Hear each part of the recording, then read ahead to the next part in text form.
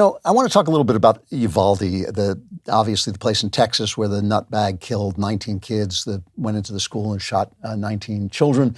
375 police from state, local, federal level were all there, and no one went in. And I was very slow to criticize this because I didn't have all the facts. I wanted more information. I know that even heroes can get pinned down by gunfire. Even brave men can fail at something. And also, I'm not the one running in to confront a guy with a gun, so I'm very slow to call anybody cowardly.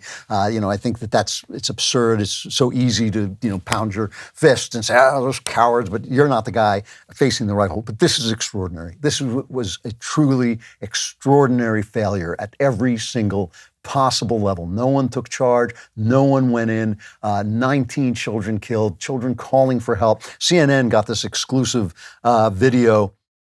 This shows. This is the worst part of this video to me. It just goes on and on and on as these cops stand around. They're looking at their phones. They're sitting there doing nothing. They're obviously have no one to lead them, and there are gunshots coming from the. It's just I'm not laughing. I'm just laughing at the horror of it. There's a call at one point from dispatch, and she's got a child on the line telling them that this is an ongoing situation. This is not, at one point they thought, well, it's a hostage situation, but it's not. This is cut 8 from this CNN video. You have a child on the line.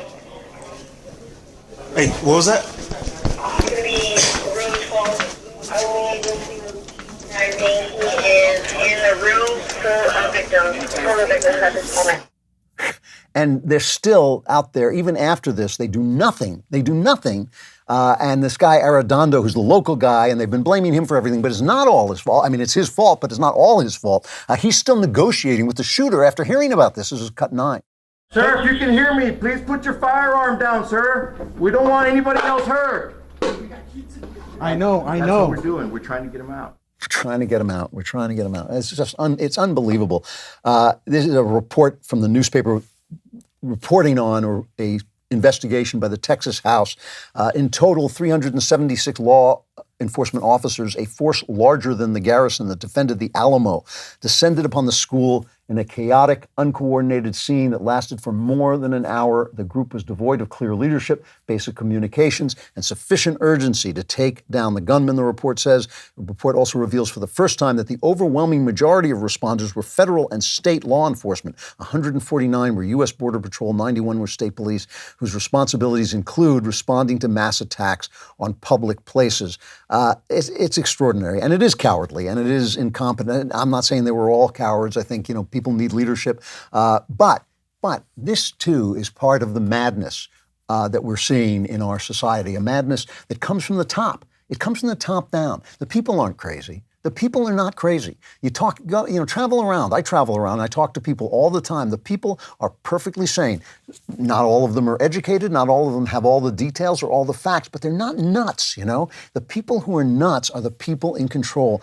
Think about this. When you consider George Floyd was killed by a cop, and I think it was sloppy policeman. Every cop I've talked, sloppy policing. Every cop I've talked to says that was sloppy policing. But there's no evidence whatsoever, not one iota of evidence that it was a racial incident. And consider the speed with which that was turned into a racial issue. Not one iota. He wasn't charged. The cop, Derek Chauvin, wasn't charged with any kind of racial hatred or anything like that. The district attorney, the prosecutor, said they didn't have the evidence for that. And you look out, every time the police try to do their job, they come under the gun, right? I mean, there's this one in Minneapolis, Techley Sundberg.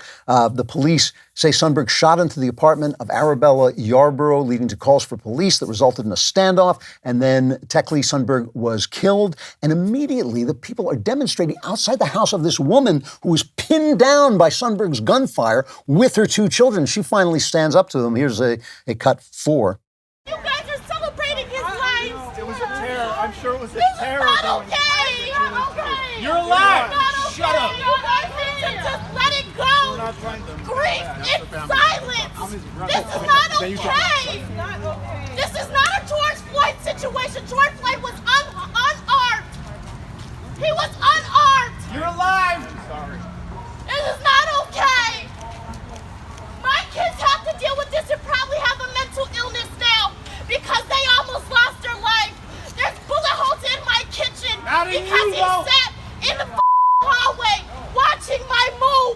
unbelievable. You're lying. She was pinned down with her 2 children. You're lying. How do you know? How do you? Obviously, this is something they do. It's coordinated for the entire country to have caught fire after George Floyd, this violent criminal, this drug addict, was killed, I think, by sloppy policing, but not racially. There was no indication that this was a racial thing, that this could turn everything on its ear. They are ready, they're prepared, and they're selling their insanity. And of course, so you have these police, they're standing outside. Why do they need a leader to stop a guy from shooting kids, right? I mean, people have stopped shooters without any leadership whatsoever, but each one of them is on the dime. Each one of them is on the dime waiting, knowing if he does the wrong thing, knowing if he steps out of line, knowing if he shoots somebody. Even when you have a woman there with kids in danger, if you shoot somebody, they're going to show up, they're going to call you names, they're going to say it's racial, they're going to do all the things that they're afraid are going to happen. So they're frozen. And there's something even more than that. You know, the President of the United States has COVID. Joe Biden has COVID. And I wish him well, and I hope he gets better. And, you know, but that's not how the press treated Trump when he had COVID, right? When Trump finished, and I know I've talked about this before, but it's so important and it's so much a part of this. When Trump came back, remember, and he kind of came back and he said, I'm better, and he stood on the balcony, pulled off his mask, the press went nuts. He sent out a tweet saying, don't be afraid, don't let this govern your life, and the press went nuts. Here's a montage, cut 5. President Trump wrote on Twitter, don't be afraid of COVID, don't let it dominate your life. Almost 210,000 Americans are dead. Speaking of outrageous, this outrageous tweet. Oh my goodness, Nicole. When I saw that Trump, I mean, I literally was overwhelmed. And now we see this tweet, which is heartless. It is cruel. Jake, this is so disrespectful. I'm not even sure I can speak about this. It's incredibly disrespectful. What does that mean? Don't be afraid of it. I mean, first of all, it's a contagious disease that kills people. There's nowhere to even begin. It's gross. Don't tell your supporters, don't be afraid of COVID. Everyone should be afraid of COVID. It's okay to be afraid of COVID, and it's okay that it's dominating your life because it has dominated your life. Is that amazing? Is that amazing? Be afraid. You could die. And now we learn about death from the guy. Remember when Andrew Cuomo, before we found out he pinched a girl's butt or whatever he did? I mean, he killed a lot of old people. That didn't matter. It was when he pinched the girl. Remember Andrew Cuomo was held up as the anti-Trump. He was the man. Oh my goodness, he was the latest idol. Anthony Fauci, latest idol. You know, whatever lowlife was standing up to Trump was the latest guy who's going to be the next president. Now, I told you heard on this show first, you heard that he was never going to be president because he was corrupt. He had this moment when there were protests because they were locking down everything. And he was challenged by a reporter saying, these people can't eat, they can't make a living, they can't keep their businesses going, they're protesting, what do you have to say to them? And this is the exchange, cut 6. I don't know if you can hear, but there are protesters outside right now honking their horns and raising signs. And they're saying that they don't have time to wait for all of this testing and they need to get back to work in order to feed their families. Their savings is running out. They don't have another week. They're not getting answers.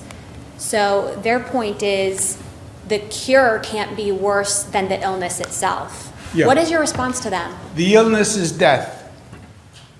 What is worse than death? Well, what if somebody commits suicide because they can't pay their bills? Yeah, but the illness is maybe my death as opposed to your death. They said the cure is worse than the illness. The illness is death. How can the cure be worse than the illness if the illness is potential death? Now this is, they put this up on YouTube as an example of Andrew Cuomo's brilliance, as of genius of taking down this idea, because what could be worse than death? Is slavery worse than death? No, nothing's worse than death. Is dishonor worse than death? Is your family's life worse than your death? I mean, you're destroying people's dreams, you're destroying the economy, you're destroying people's means of making a living, you're making people poor, you're making them dependent, but at least it's not death. It's not death, right? It's not death. And it all always comes back to this materialist idea. It is all about this materialist idea. No God, you're just a piece of meat. You're just a piece of meat with a chemical set inside, a chemistry set inside. The one thing you don't want, no, you don't want to die, because if you die, what is there? There's nothing. There's nothing worth dying for. There's nothing worth dying for. And I'm obviously not saying that directly feeds in to Uvalde, that it directly means that they were sitting there going, well, Andrew Cuomo says there's nothing worse than death. But yeah, ultimately, if you have a world in which there is nothing worth dying for, it's not worth dying for your dreams, it's not worth dying to feed your family, it's not worth dying to keep the economy going for everybody else,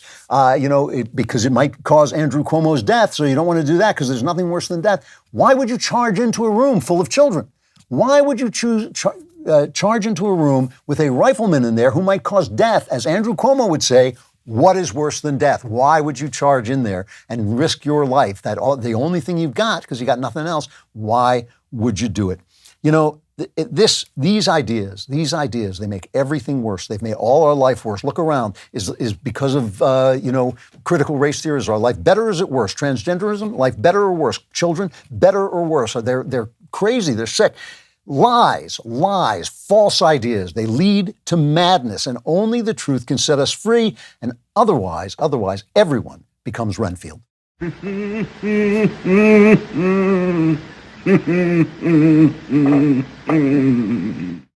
you need more Klavan-y goodness, and who doesn't, you want to like and subscribe to my podcast wherever you get your podcasts.